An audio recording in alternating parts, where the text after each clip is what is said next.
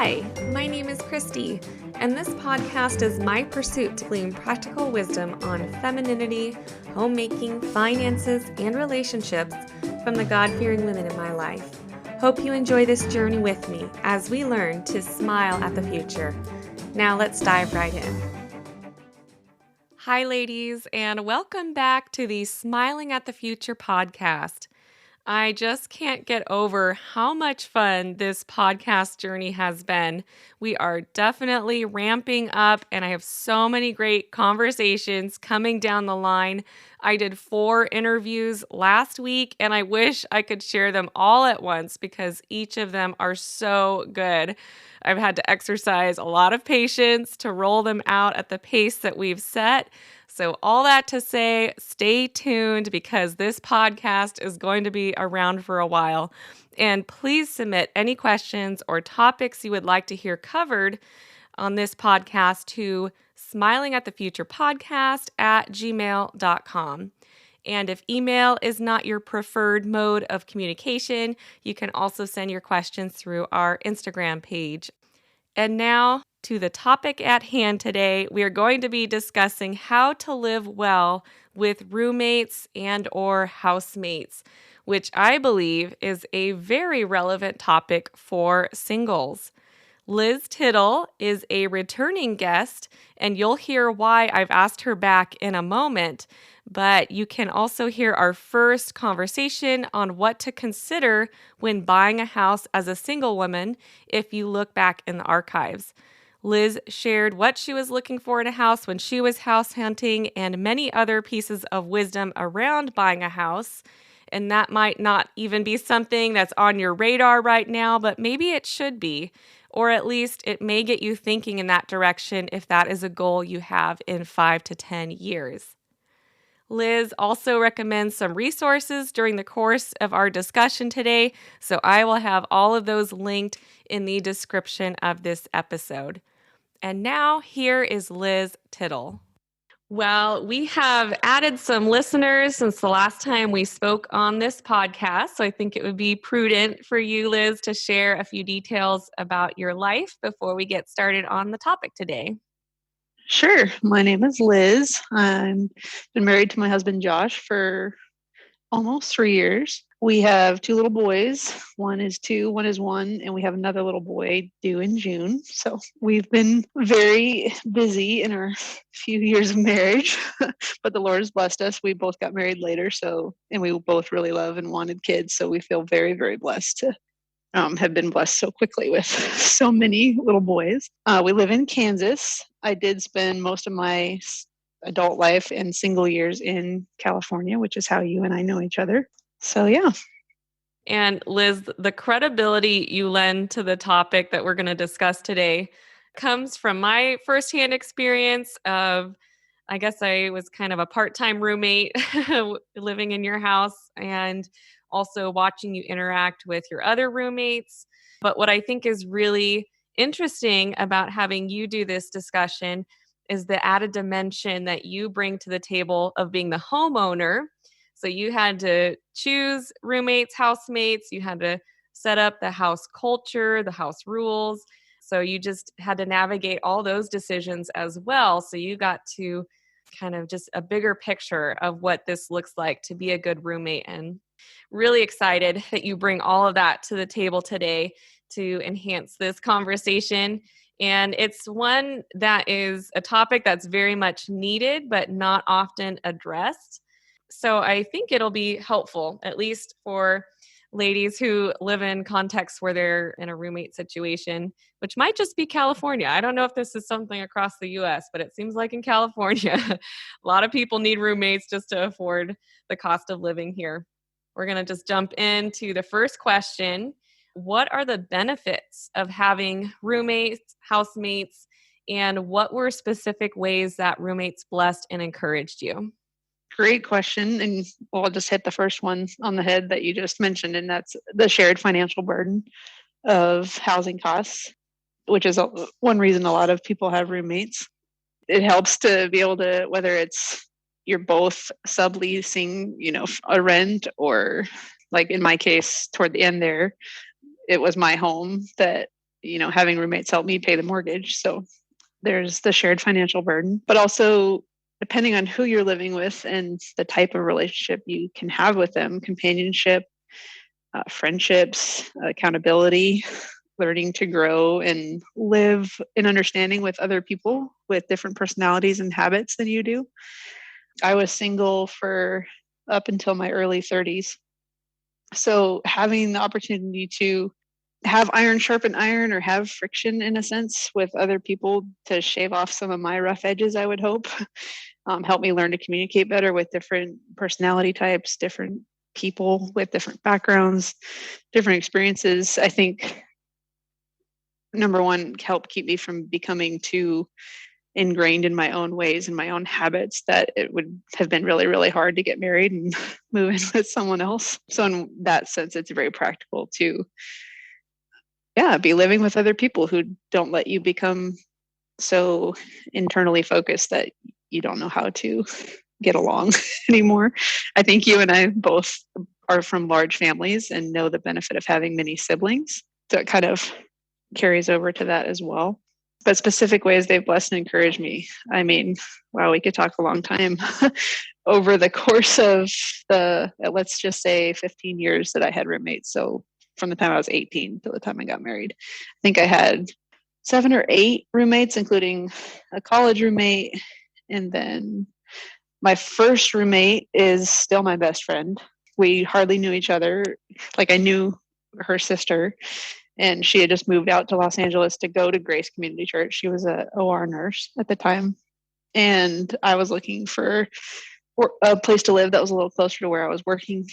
And she had space in her loft apartment. So I moved in with her, and I think there's a benefit, and this is going to sound maybe kind of funny, and we'll talk about the wisdom issues of choosing a roommate later, but it was helpful to move in with someone I didn't know and get all of the business aspects of our relationship dealt with first, and then develop a friendship. So we lived together a total about 3 years before she got married. And then my next roommate, I was in her place, more or less. It was a apartment, if you will, that she had rented, and I was her subletter or whatever, her roommate. So that's a different dynamic, roommate wise. Like, I'm not the underdog, but like, I'm coming under what she's set up, and that requires a certain amount of understanding and kind of navigating what the temperature is, or what the culture is, if you will. And then I bought my home and had, I forget how many came through there, 5 or 6 or 7. I don't know. There was quite a few. So at different times. So each one, I'd say I'm still friends with in one way or another. Some closer than others, mostly related to how much time we spent together. But they've just all been dear friends to me and help shape me in one way or another. I will say a very specific benefit of having a roommate for me as a homeowner was I worked 24 to 96 hour shifts as a firefighter, and I could not have, first of all, had my dog, like, if I didn't have someone at the house. Remy. Remy became well loved by most. So that was a huge blessing to me, just to be able to have people who were present, who made the house look lived in, because it was, just kind of be able to be eyes and ears and keep an eye on stuff and take care of her. That was incredibly helpful to me, to know that the house just wasn't empty for those long periods at a time. And then, shared load of work. If you have housemates who are willing to help out, and as they hopefully should, with things like housework and, just keeping up with stuff. And then different opportunities for meeting different people, like, as they demonstrate hospitality. If you create a culture in your home of wanting to show love and to other people, like, they're going to bring other people into your home that you may not have otherwise met. So those are a few specific things that came to mind. I'm sure there's many, many more.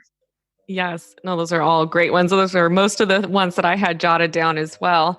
And just the companionship aspect, I think, is huge, especially coming off of a year that we've had where isolation was a big issue, and how good it is to have people to talk with and how it keeps you really balanced.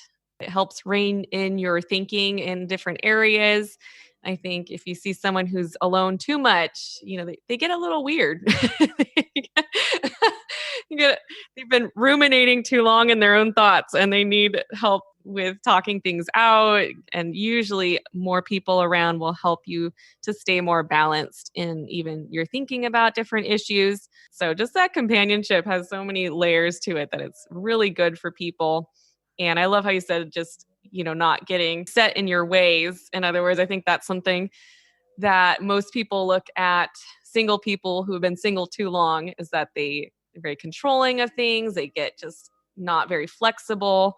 So yeah, it's good to have help in that area to get used to flexing and changing things up and not being so controlling of your environment that you're not being gracious or able to prefer others.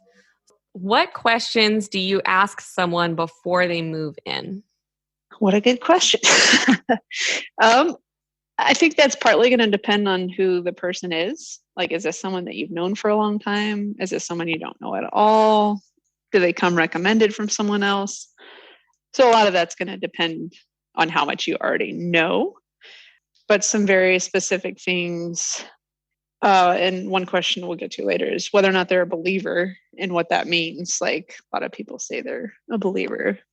So what does that mean? And what does that look like in their life? If this is someone you don't know at all, that you're looking on the internet for a roommate or whatever the case may be, spending some time getting to know them and what their life looks like.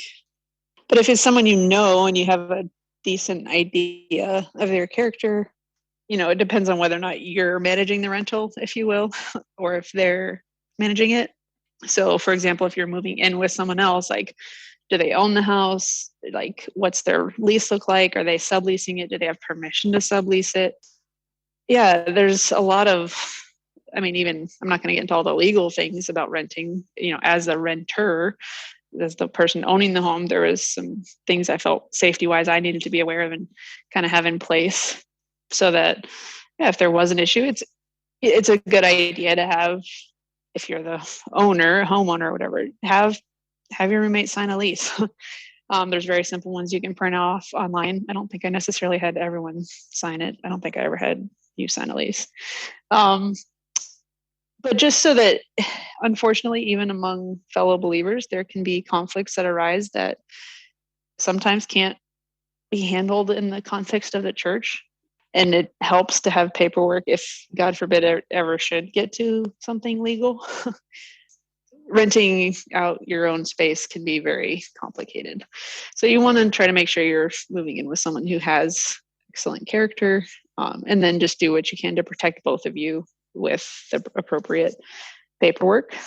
And then a little bit on a more practical side, just specifying when or understanding when rent is due, kind of talking about household culture. So that was one of the most important things I felt was important to talk about in a roommate interview, was for me in my home, like hospitality was very important to me. And I wanted the main living areas to always be not perfect, but presentable. I wanted anyone to be able to walk in at any time and feel comfortable. It was important to me coming home from work, like, to not feel like everyone's stuff was all over the place.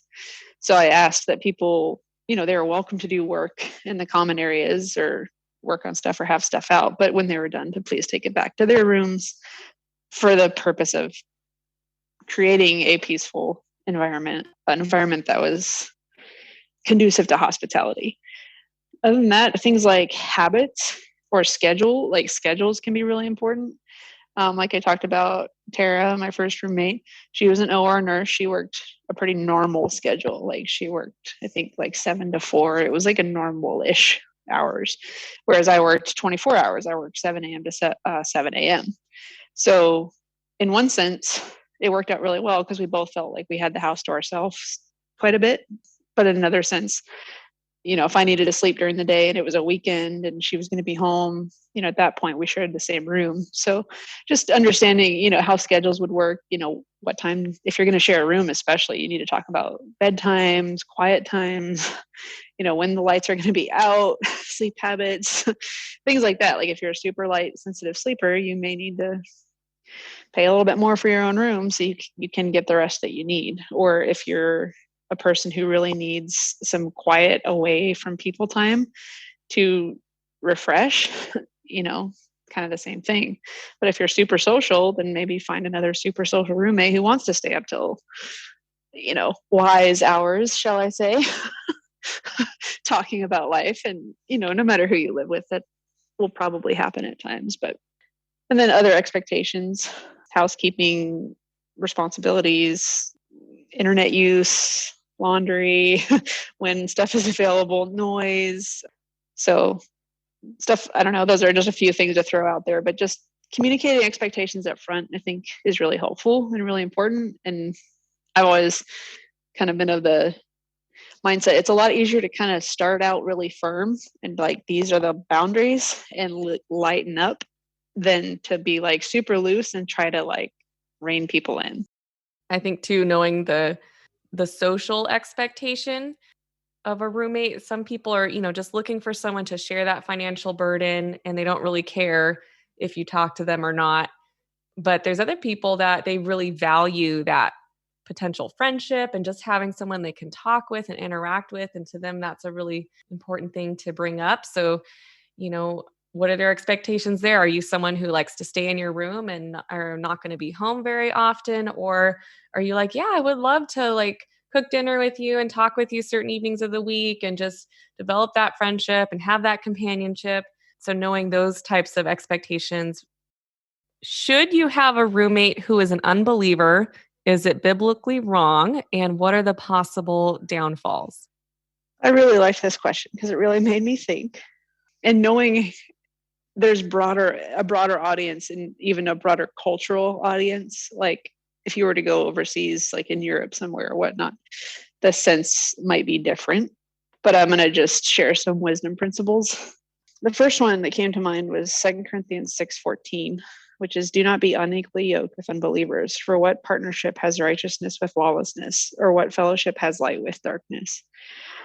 You need to be very, very wise about yoking yourself in a financial contract with someone who does not share the same values as you. You need to be careful about living with someone who is absolutely going to have an influence on you and your life. What are your goals for a home? If you're looking for somewhere to be able to live out your faith and to have your quiet time and to grow, living with someone who's going to be watching things that you shouldn't be watching and having people over and doing things that you're not going to participate in. Well, a cow and a horse can't walk together, tied together like that. It's going to be very, very difficult. Now, I realize, when we're talking about younger people in college, you may not have a choice as to who you're living with. And, I don't think that needs to be a big deal, but I think it's wise to go into that kind of situation, knowing what some of the conflicts might be, what some of your temptations might be, and have a game plan for how to deal with them so that you're not blindsided and so you don't get yourself in compromising situations. So that was the first principle, and kind of going along with that is 1 Corinthians 15:33-34, which is, do not be deceived. Bad company corrupts good morals. Become sober-minded as you ought and stop sinning, for some have no knowledge of God. The bad company corrupts good morals, Paul is quoting from what I'm assuming is a cultural context, but it's very true. Like, who you keep company with is going to influence you. And kind of doing a little research on that verse, a quote that I really appreciated from John MacArthur was, Paul warned the Corinthians that they should not be deceived about the danger of bad company. Homilia, or probably didn't say that right, but company basically means an association of people who think wrongly invariably behave wrongly. Wrong behavior comes from wrong thinking and from wrong beliefs and wrong standards. It's impossible to associate regularly with wicked people without being contaminated both by their ideas and by their habits. Yeah, we're called to be in the world, not of the world. So we can't completely isolate ourselves, but to choose to spend the majority of your free hours with a fool, because the fool says in his heart there is no God, has consequences. Proverbs 13:20 says, whoever walks with the wise becomes wise, but the companion of fools will suffer harm. So yeah, as a rule, I don't think it's wise based on these principles to yoke yourself in a living situation with a known unbeliever. It could easily happen that you're in a situation where you think someone's a believer, and in the course of living with them, you realize that their life doesn't bear the fruit of someone who is, and that's a different situation, But in general, house rules, conflict resolution, life in general will look very different and can be incredibly challenging. I would say home ideally should be a place of rest, a place to demonstrate hospitality, a place to live in peace. God has called us to live in peace, and living with a known unbeliever can wreak havoc on all of those goals in so many ways. So yeah, if you are in that situation, use it to be salt and light. You're going to stand out. You should stand out if that's your case. But I don't think it's wise to put yourself in that situation. And what fellowship has light with darkness, and a roommate housemate situation is, like you said, difficult enough. And if someone is not walking in the Spirit and willing to adhere their life to biblical principles, then that's going to make all of that much more difficult than it needs to be. But I like how you brought out entertainment as well, because I think that's a more subtle influence on housemates. Because typically if someone's watching something, then others are going to join in and just kind of, on their free evenings, enjoy a movie or whatever together. But you don't want to be influenced in that way and watch things you wouldn't normally. So yeah, as far as entertainment and the influence of roommates in that way, Romans 13:14 comes to mind, which is, but put on the Lord Jesus Christ and make no provision for the flesh in regard to its lusts. Yeah, who you live with is going to influence you and influence your own temptations to sin. And yeah, make no provision for your flesh if living with, whether it's a believer or an unbeliever. If their habits are to watch things or to have people over or to be involved with things that tempt you to sin, then remove yourself from that situation. Don't put yourself in that situation to make provision for your flesh. Really good. So what about living with someone of the opposite sex? Any wisdom there?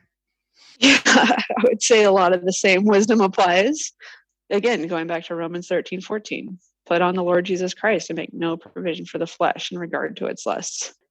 I think God designed men and women to be attracted to each other, and to put yourself in a situation where you're essentially playing house, or it could be essentially playing house without the marriage covenant, could be tempting one or both of you to sin. And it may not start out that way. It may start out very platonic, but usually one or the other in any male-female friendship, it's very hard for it to remain platonic for long, for at least one of them, if that makes sense. Like at some point, one of them usually develops feelings for the other, especially in a one-on-one situation. I don't think that's wise. I could potentially see, well, what if, I'm moving into a room in a house where, someone lives with her brother or something. Like, okay, just be aware the same temptations and compromising situations might present themselves. So make no provision for your flesh. And then just avoiding the appearance of evil, I think, is an important one. And I realize that in today's age where same-sex attraction and whatnot is more talked about and more prevalent, you can go, well, should I even be living with a girl? What if that, that could look evil too? And I understand that. But as a whole, I would say our culture still recognizes the temptations of men and women living together. I realize that some people struggle with lust in the form of same-sex attraction, and choosing a roommate that's of the opposite sex may seem like a wise way to avoid making an opportunity for the flesh. And before just assuming that, I would just encourage those in that situation to seek godly counsel from, hopefully there's someone in your life who knows of your struggles and is helping you walk through the wisdom decisions just in life in general related to it. and just talk about it with them. There may be other good options available, such as living with a family or an older couple, or a widow or a widower, an older adult where you wouldn't be providing an opportunity for your flesh and dealing with struggles with, say, living with maybe a peer of the same sex, but you're also not putting yourself in a position of potential compromise or an appearance of evil, especially if the other person doesn't struggle in a similar way. It could be a really not a good situation. So it may seem like one, but may end up not being one. And just to encourage those who are struggling with that, like, just remember, 1 Corinthians 10:13 and 14, no temptation has overtaken you that is not common to man. God is faithful, and he will not let you be tempted beyond your ability, but with the temptation, he will also provide the way of escape that you may be able to endure it. And that way of escape can be I would say, very practical means, such as involvement in membership of a local church, and prayer, and time in the Word, and the wisdom of godly people around you, like, that can help you very much literally endure and escape those temptations. I hope that's helpful. Yeah. No, that is. Thank you, Liz. And that was maybe seem like more of an obvious answer. And this next question sounds like it might have an obvious answer as well. What are the pros and cons of having a shared room as opposed to having your own room? So, yeah. Well, for anyone who ever had siblings that you shared a room with, you understand some of the maybe pros and cons. If you're a very talkative person and you just love to share every detail of your life with someone, having someone close by to do that with might be your thing, but you have to be aware it may not be the other person's thing. Like, they may just want to come home and be quiet because they have a very people intensive job and just need to think or be quiet for a few minutes. It can be cheaper to share a room, for sure. Like, not just share a house, but to share a room, usually the rent is much, much cheaper. And it can require you to grow in patience and humility and conflict resolution skills differently. It can help you grow in communication. There's the tape down the middle of the room, like, please keep your stuff on this side. If it comes to that, that kind of, it really irritates me when your laundry's all over my bed, or when you borrow my clothes without asking, or, it's important to communicate those things that bother you in a kind but firm way. It could be cheaper. It could provide some much needed companionship. But if you have issues sleeping, or you have a very different sleep schedule than they do, if they're a morning person and you're a night owl, these are all things that may not sound significant, but as you live life together, can become extremely grating or difficult to work through. Kind of like I said, when I lived with Tara, we did initially for the first year share a room, but we had similar wake times on our normal days. And I don't know, I felt she was very respectful. I hope she felt I was respectful. We got along well. Bedtime was bedtime, and there wasn't a lot of conflict of space or how things were kept, so that worked out well. But yeah, know yourself, try to know who you would be sharing a room with so that you can make a wise decision and not put yourself in a position where either you would be extremely irritating to them or them to you. Yeah. It's not always a great judge if you're just really good friends with someone and you think, oh, we would do great if we were sharing a room. And then you realize, oh, there's other things factoring in here. Yeah, the sleep schedule, cleanliness level, whether or not somebody likes to hit snooze repeatedly can be really, really difficult. Being roommates can ruin a good friendship. I found that most of my best roommate situations were people I started out not knowing very well. And like I said, kind of at the beginning, took care of the business side of things first, those boundaries first, and then the friendship developed out of that mutual respect, versus moving in with someone who you're really close friends with and you think you're going to get along great, but now you have to deal with all these boundaries and conflicts, and it's like the friendship kind of can take on a different tone. Yeah, it can work for some people, but just know that it doesn't always work out that way. Yeah. And it's probably a lot of people do this, like you said, financially to save money. It might be just for a short season when you have to save up and before you can start renting a place with your own room. Okay, so how do you set house rules regarding alcohol, guys? I don't even know if I should include smoking, but how would you set those rules or how did you set those for your house? Sure. I mean, I honestly don't remember having conversations, at least about smoking, with most of the people that I ever lived with, because they didn't, and it just never came up. If you're extremely sensitive to smoke and they have family members who do, that might be something you need to talk about. Like, can you please have them smoke outside, or if you're in a lease where smoking's not allowed, you need to be very clear about that with guests or whatnot. So if you're in a lease where smoking is completely not permitted in the building or the room or whatever, you need to make sure you're respectful of that and that you hold your roommates accountable to be respectful of that with their guests and whatnot. As far as alcohol, I was very clear that, as a believer in scripture, it's very clear that getting drunk is wrong, but the drinking of alcohol in and of itself isn't necessarily a sin. And I would say, especially in the context of living with another like-minded believer who understands the appropriate use of alcohol, it could be okay. You have a roommate who wants to have a glass of wine with dinner once a month, or, whatever the case may be. If your conscience is very uncomfortable with that, and you guys need to talk about that. Conscience is something that is affected by the fall, and we must inform ours biblically. And that's something I learned. Actually, a book that I read that was extremely helpful is a book entitled Conscience: What It Is, How to Train It, and Loving Those Who Differ.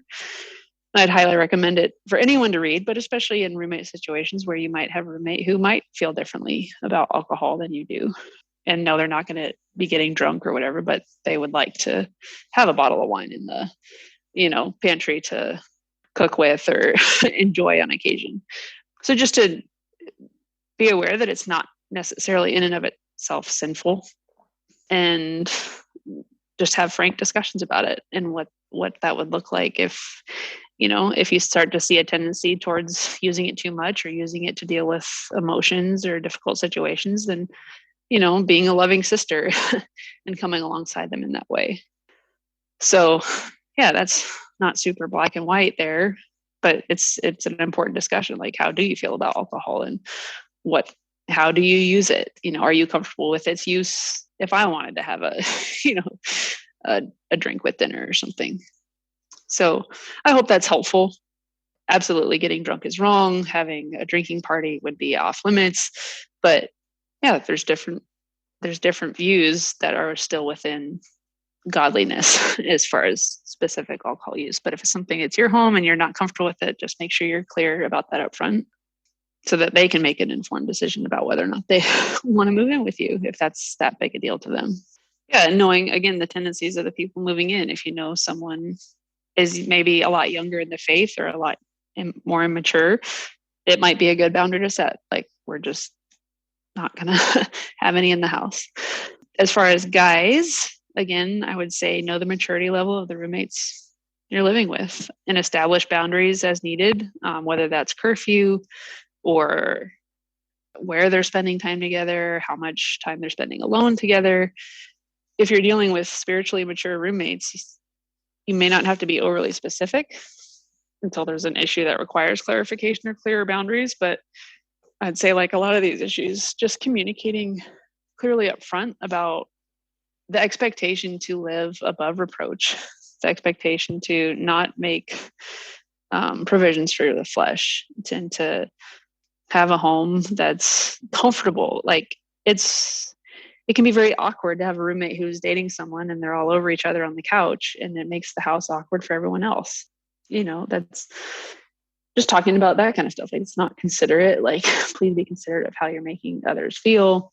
If you're dating someone, be considerate about how late they're here. And if this is your house that you're setting up, if you're not, comfortable with them spending any time alone at the house, make that clear up front.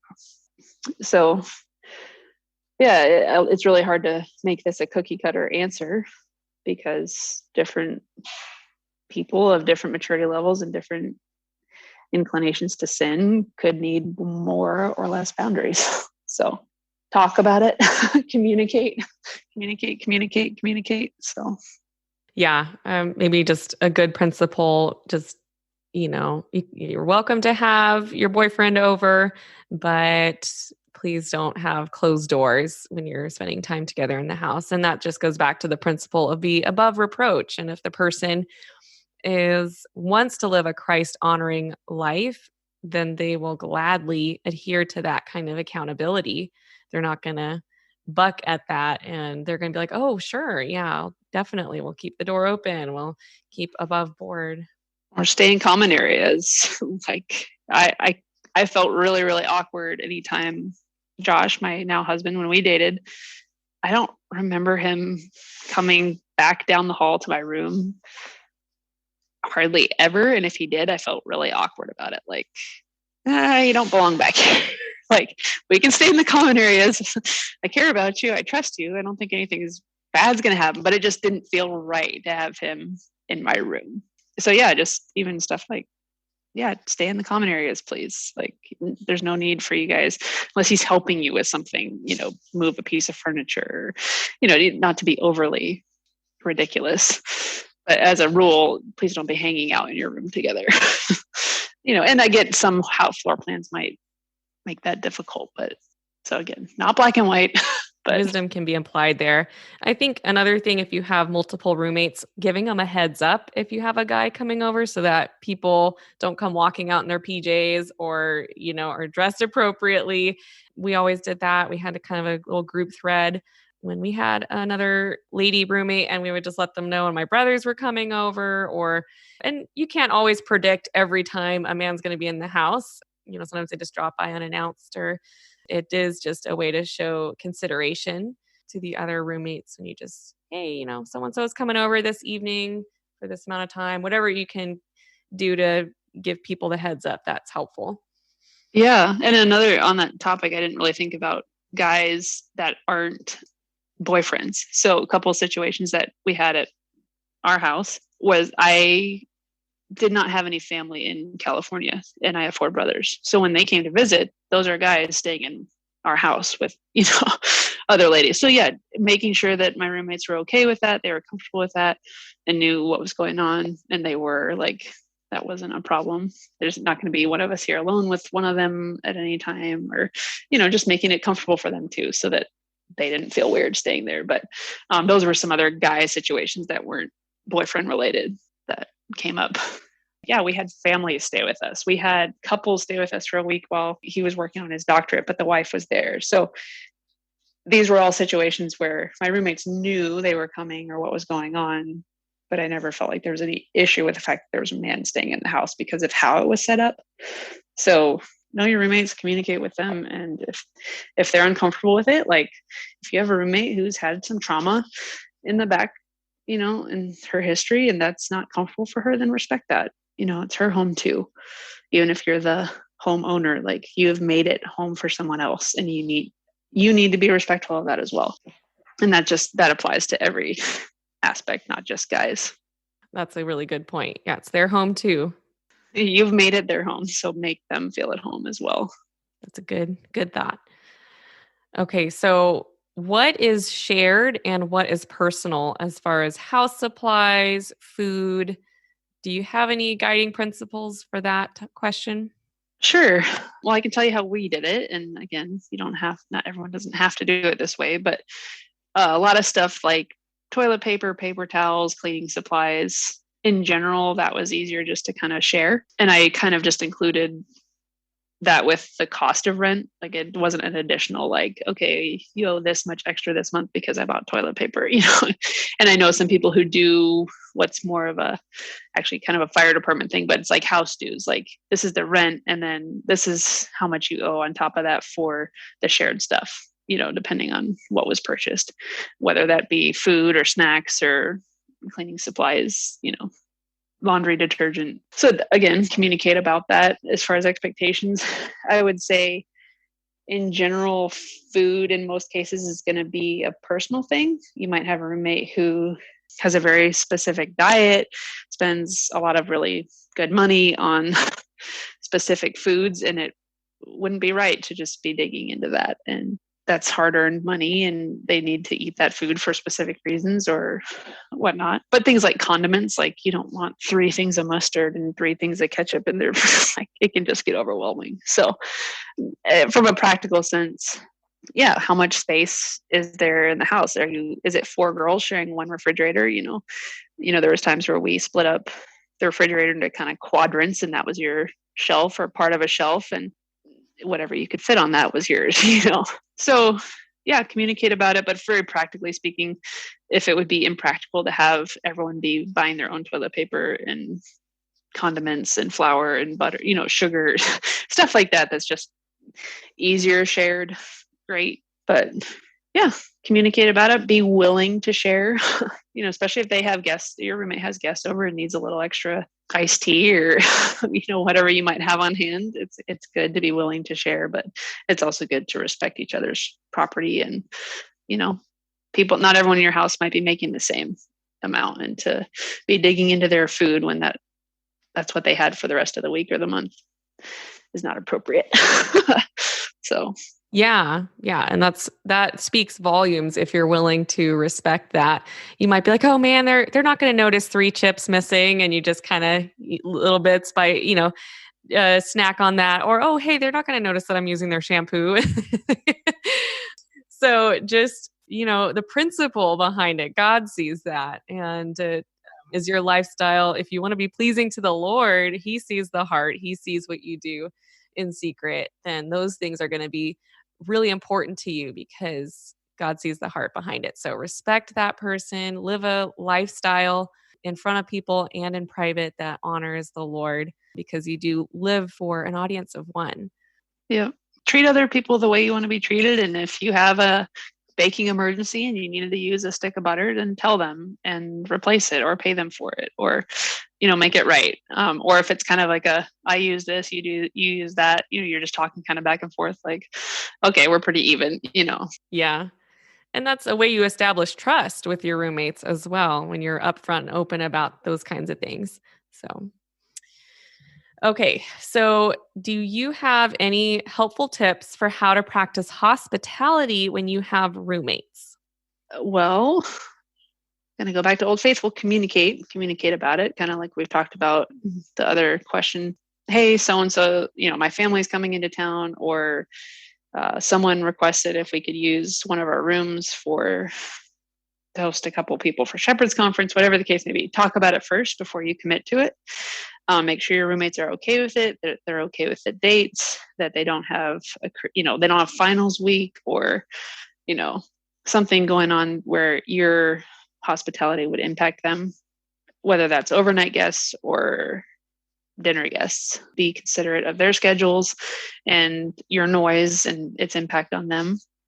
Set up your home and keep your home in such a way that hospitality isn't a big deal that's going to throw everyone into a tizzy to, get the living room presentable, clearing all the laundry off the couch and, catching up on 3 weeks worth of dishes. Keep up on things so that, you're at church Sunday morning and you meet a new family and you want to have them over. It's understood that Sunday afternoons are fair game to have someone over. I think that's kind of something, especially Lydia and I did, where it was like, yeah, this is a fair game time. If you show up with someone, I expect that, it's not always on the books, but it's open for that. And then if something does come up last minute, just, yeah, like you said, shoot a text like, hey, just want you to know so-and-so is coming over for lunch, but we'll be out of the way. Or, if you have something going on, just talking about it. And then as far as overnight guests, you might be extremely limited on space. So be prepared to give up your room to your guests, both for their comfort, but also for your roommates. Giving the out-of-towners or the guests a private space can help make that hospitality more comfortable for your roommate, especially if there's a shared bathroom, or if your room has a private bathroom, or if someone, maybe it's your roommate has a private bathroom and it's a mutual friend, you might discuss as to where they stay. But do what you can to minimize the inconvenience and impact on your roommate when you're being hospitable. Yeah. And I think like how late things go, I think that can be maybe a regular occurrence with roommates. And if you have someone that maybe they have to get up really early for work, so they have an early bedtime, they have to be in bed by 9 o'clock or whatever, maybe you could just kind of have that as a standing rule. Like, we'll try to wrap things up by that time, or then we'll make sure that the noise level is down, or that we move to the patio, or I don't know, just being considerate of someone's sleep schedule in that sense as well. Yep. And kind of, I guess that's kind of on that topic, but especially if it's your home, like you're the one facilitating, be prepared to, and maybe this would fit better under conflict resolution, but be prepared to have to deal with outside conflict for your roommates. Like, for example, the neighbors are being loud because they're having overnight guests or they're having a party in their backyard, which was an issue at our house sometimes. I didn't expect my roommates to be the ones to go out and tell them to be quiet at 2 a.m.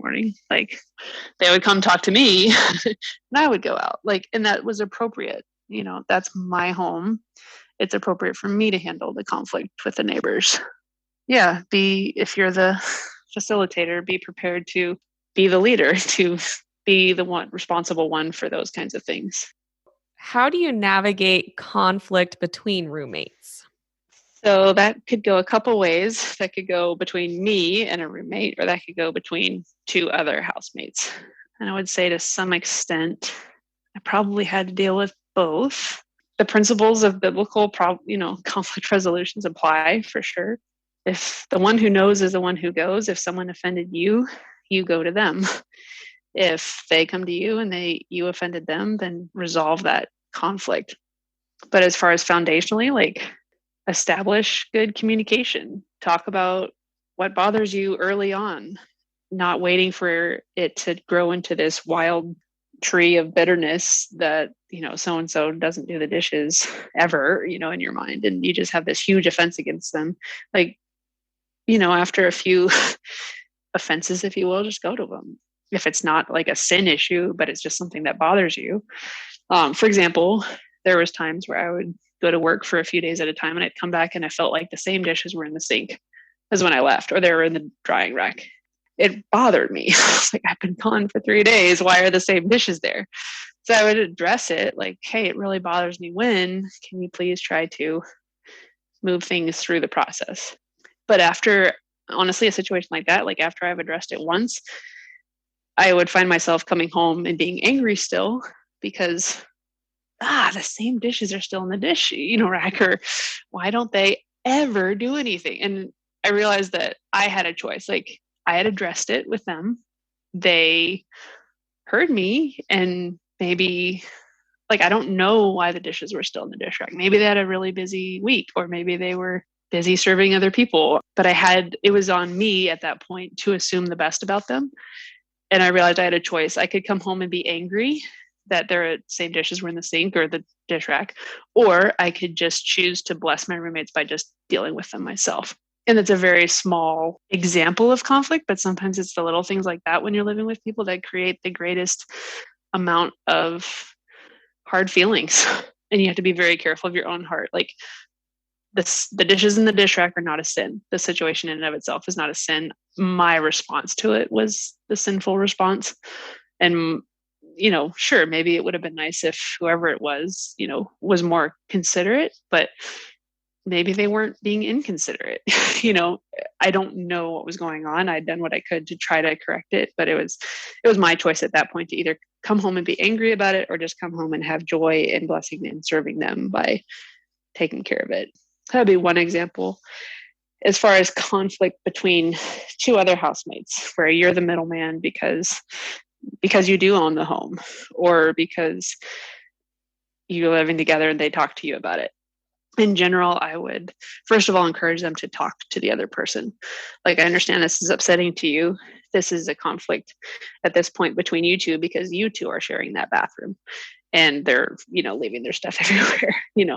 If that fails, if your attempt to restore them and to resolve that conflict fails, then come get me involved and we'll talk about it, would be an option. Basically, Matthew 18, try to encourage your roommates, if they have a conflict with each other, to keep it there and don't become involved in gossip between them and slandering and whatnot. But then again, if something happens in front of you, I remember one situation where we had a relatively new roommate who had moved in with me and one who was a little bit more established. And we were doing like a fun roommate night thing. We'd all gone out and, I don't know, gone to dinner or something together. But there was kind of a lot of emotions that kind of came up that demonstrated by the newer roommate. Like kind of like a quiet, like a cold shoulder. Like there was something happened. Like I don't remember what happened, but there was just kind of like a, uh-oh. Like, and I just realized right then, like, okay, if we don't talk about this right now, the three of us or whatever, like this is going to set the tone for how our home feels and how we interact with each other. And just had to be like, please, you need to tell us what's wrong, what we did to upset you, but we're not going to, this is not how we do things here. Like, we're not going to be playing the cold shoulder with each other, and we're not going to be allowing our hormones and emotions to be running things. We can talk about it, we can resolve the conflict, but absolutely, this is not okay. This is not what this house, this is to be a peaceful home for everyone. This is not, and this is not conducive to that. So that was kind of a situation where it was like, okay, this happened in front of all of us. And I felt it was on me as, again, kind of the responsible one to address it. And from what I remember, that never happened again by God's grace. But stuff happens. People are people, especially women are women. We have those rough weeks sometimes where our emotions don't make as much sense as others. And it's good to show grace. But at the same time, like, I did not want that type of conflict resolution. Yeah, that wasn't conflict resolution. It was just, the passive aggressive, the everything but talking it through in a mature manner. Yes. You're welcome to share your feelings, but it's not okay to just stomp off and be upset and not tell us what's going on. So yeah. And I think that's really good that you addressed it in that way and shared about how this house is going to resolve conflict, because some people come from a home where that was, maybe conflict avoiders, and they just never talked things through, and that's how they handled things. So to them, it might be a whole new growth process to learn how to talk things through. Conflict resolution, how to go about it. If it's a hard thing for you, if you come from a background where it's really hard for you to talk about how you feel, or you feel like you just always have to be the one who absorbs the wrong and just, well, everyone else is always right, and it's just easier to be a peacemaker. That's not necessarily being a peacemaker. Maybe being a peace lover in a wrong way, but sometimes being a peacemaker means causing conflict to where people can actually grow closer and deal with issues. And it's great practice for marriage, let me tell you. That's the, communication and conflict resolution and forgiveness is an everyday affair, whether you're with roommates or whether you're married. You brought up gossip, even within the roommates, maybe one roommate is gossiping to you about another roommate. Be very mindful and careful about how much you engage in that. And also be careful about sharing about your roommates to people outside the home. Because, like you said, we are all sinners, and in a roommate situation, you see people with their guard down, and you see probably the worst side of people sometimes. And just be, guard people's reputation. Don't be quick to share the faults of others. Once again, building that trust with your housemates. I think it really comes down to how you use your words and what you share with others. Okay, so how do you address sticky topics like being loud or messy or late paying rent? And when do you know when things should be just covered in love or actually addressed? Okay, good question. Stuart Scott did a great ACBC, or a biblical counseling session on love covers what and when. And I thought it was one of the most clear teachings I'd ever heard on it. And basically, if it's a clear sin, you need to address it. And that makes sense. Like, God does not ignore sin. It's not loving for us to ignore sin.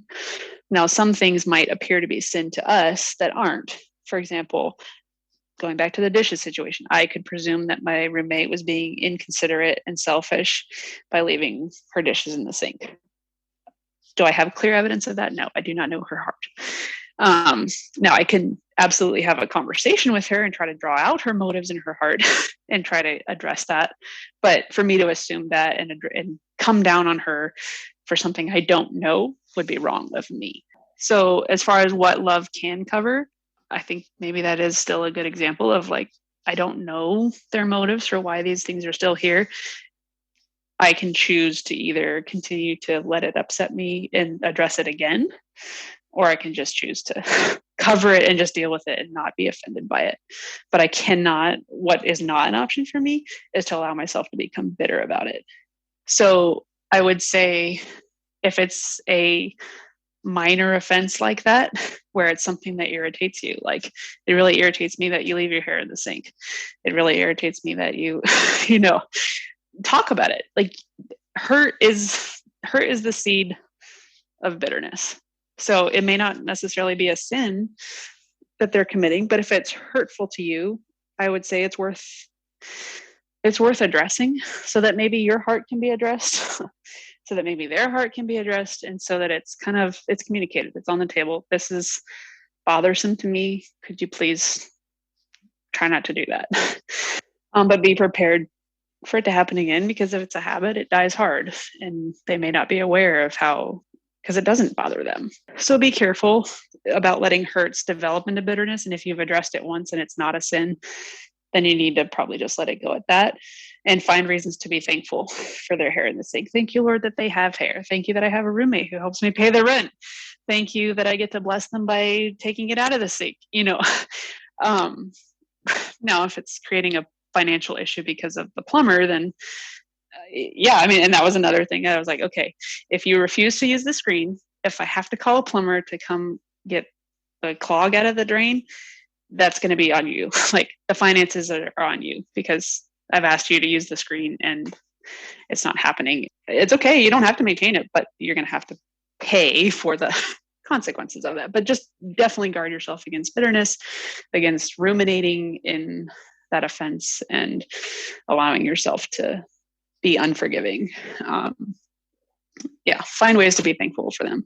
But if it is a sinful situation, or if it's disrupting everyone in the home, such as being loud or very, very messy, then it's worth, you again, kind of coming as the homeowner, like sitting down with them and saying, this is how your habits are impacting me or all of us.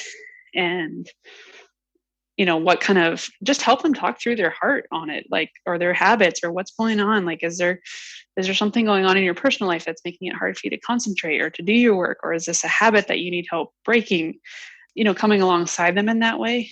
And then if it comes down to like having all of the roommates sit down and talk about it, it might come to that. But just trying to follow that Matthew 18 of this is how it's impacting us, like trying to restore them in love and help them grow.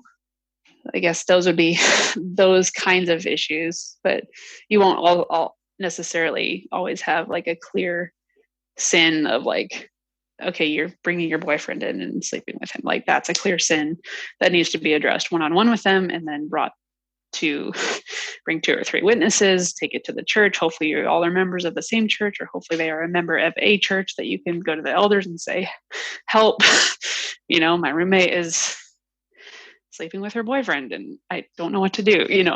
That would be absolutely the right way to go with something like that.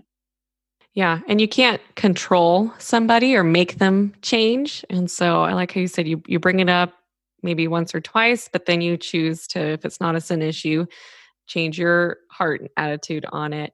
And then you love them until you love them. And God changes your heart towards them on that issue. What about if someone is late paying rent or just always has an excuse why they can't pay on time? Again, sit down and talk with them. What's going on? Are they not working? Like there's so many reasons someone might not be able to pay the rent. Are they buying drugs? Are they wasting their money? Like, are they really going through a hard time because they had medical bills? Like, you need to investigate, like, what's going on. You need to start with getting the information that is wise, that is wisdom.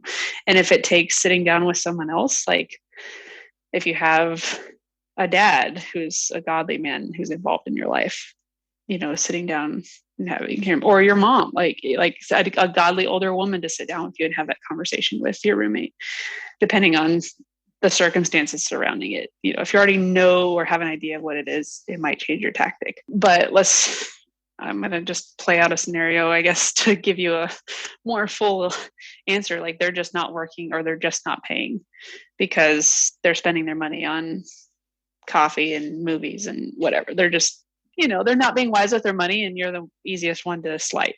Matthew 18, go to them and address them, confront them. And this is kind of going back to where having a lease in the mix helps. Like, this is what you agreed to before God. And this is where having a believing roommate helps, like, this is the standard we're held to. Like, we're to pay our debts, and you haven't paid, and this needs to change. And if it doesn't, then bring in, the 2 or 3 witnesses.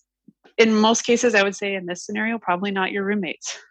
I realize that there might be direct witnesses to it, but they're not authorities, and it's not really their problem. If you're the homeowner or you're the lease manager, bring in the 2 or 3 witnesses. And if you're members of the same church, like, if you need to get the elders involved, get them involved. But I would be extremely slow to take it to court, especially if this is another believer.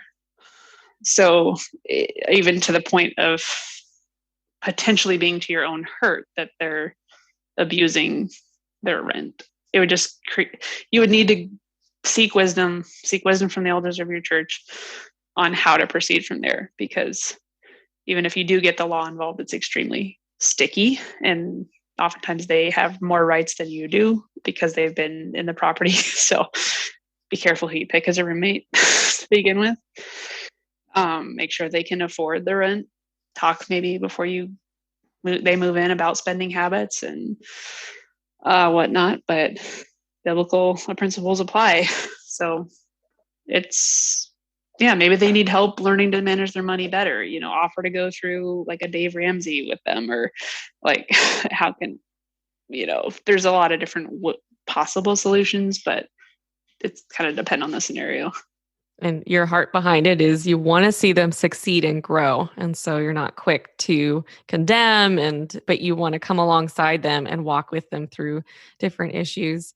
I've even heard of certain roommate households where they arrange a time like every other week or once a month to all sit down as roommates and just have an open forum where they can discuss issues or things that need to be talked about if they haven't all been in the same place at the same time to have that conversation, but just setting it aside ahead of time so that things like that can be talked about all together, and it helps avoid the whole gossip situation as well. So are there any traditions or things you can do to cultivate relationships with your roommates? Well, we've already talked about a lot of the bare bones basics of any relationship, and that being mutual respect, communication, trust, loving each other. So those things have to be in place as a foundation to anything you do on top of that. But there's definitely things, the more time you spend together, the more you share life together. Often, that's how you develop a friendship. You develop a relationship. You talk about, how was your day? Like, ask your roommate comes home, how was your day? What was the best part of your day? What was the worst part of your day? What was the hardest part? Just being attentive to their preferences, their likes and dislikes, and doing what you can to minimize your interference with who they are. If they need to come home and be quiet, that's okay. Like, be quiet. But eating dinner together, going out for dinner together, hanging out with mutual friends, winding down together in the evening. Like, if you have a show you both like or something, just that shared time. A lot of it, would say is just little stuff, but it adds up. And it's very similar in one sense to marriage. Like, marriage is a lot of hard work for both of you all day. And then you come home and kind of deal with hard work until the kids go to bed or whatever. And then you might have a little bit of time to just talk about the day, or just, you're both too tapped to talk. So you just watch something, or, you're together, and that can be a real joy to do that. But usually it was the roommates who heard first about a guy I was, it was Lydia who heard first about Josh. So I met this guy, and she knew immediately, like, oh my goodness, what's going on? Tell me all about it. It's so much fun to have, a friend that you trust that you can share that life with, especially if you don't have family close by or, yeah. Yeah, I've even heard of roommates who bought hammocks and they would just go to a park and read on a Saturday afternoon and set up their hammocks. And it wasn't a lot of like talking, but just doing things together, hiking together, just having those iron sharpening iron interactions and relationships that you're encouraging each other to grow. And whether it's eating healthy or exercising, just encouraging each other in those good life habits and goals. And Liz, one thing that you did is that you would have dinners where you would invite in somebody and then just have kind of a discussion that you wanted to have on a particular theological topic, or you'd bring in a missionary and you would invite your roommates to join in. And I would love to, if you could share some of those evenings that you had and kind of the ideas, the topic ideas that you would cover. Sure. I mean, I specifically remember some that were more evangelism related, and I remember your brother being invited to at least especially evangelism, because I know he was really involved with like campus evangelism and whatnot. But yeah, there was people who I admired for how they went about certain things, and just invited people over who I thought would be interested in just having a discussion about it or talk about it. And it was really fun. It can be a way too to just get to know other people. Like if you're trying to get to know someone in a group setting, having a family dinner or a hospitality dinner where you invite a couple different families or singles over or a mix of both. And yeah, have some creative questions to get conversations going. And there's so much you can learn about people and learn about the Lord and about people's experiences and how the Lord's been faithful to them and their lives. So yeah, looking back, in some ways, I wish we'd done a whole lot more of that, because yeah, there's so much less preparation that you have to do than when you have to work around nap times and bedtimes and like seriously enjoy and embrace your singleness. Like there's so much that can and could be done, and done with great joy and flexibility. Not that it's not joyful on this side, it's wonderful, but it's just different. Well, you did a wonderful job just creating that like uplifting environment to be in. And I know for myself and all of your other roommates, we definitely all loved being in your house. For the listeners, if you're past the roommate phase and you want to buy your own house, or maybe you want to just have that blessing to other ladies in your life and provide a place for them to live, and you want to be the homeowner, I would encourage you to go back and listen to the first conversation that Liz and I had on buying a house as a single woman, what to look for, how to go about that, really practical advice there. So encourage you to take a listen to that. I'll link all the resources that Liz mentioned in the notes for this episode, so you can go buy the books, listen to the sermons. And I just appreciate you so much, Liz, for sharing your own life wisdom with me today. I know it gave everyone some food for thought, and hopefully will help our places of dwelling to be more harmonious and glorifying to the Lord.